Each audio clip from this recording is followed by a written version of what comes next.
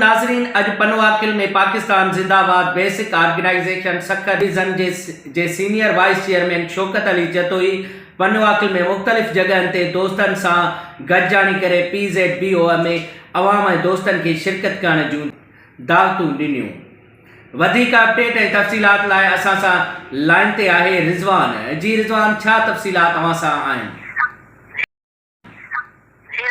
PZBO Sukkur division जे senior vice chairman Shaukat Ali Jatoi Pano Aqil जे मुख्तलिफ़ हंधनि ते गॾिजाणी करे अवाम ऐं दोस्तनि खे PZBO में शामिल थियण जी दावत ॾिनी, जंहिं बाद अवाम तरफ़ां मुकमिल सरकार जी ख़ातिरी कराई वई। उन मौक़े ते शौकत अली जतोई गॾिजाणी में जेको ख़िताब करे चयो त असांजो मक़सदु मुल्क जे बेपहुच मुस्किन माण्हुनि जे बर वक़्त मदद ऐं ख़िदमत करण सां गॾोगॾु मुल्क जी बहितरी सलामती ऐं पाक फ़ौज सां हर वक़्त मुमकिन सरकार करण लाइ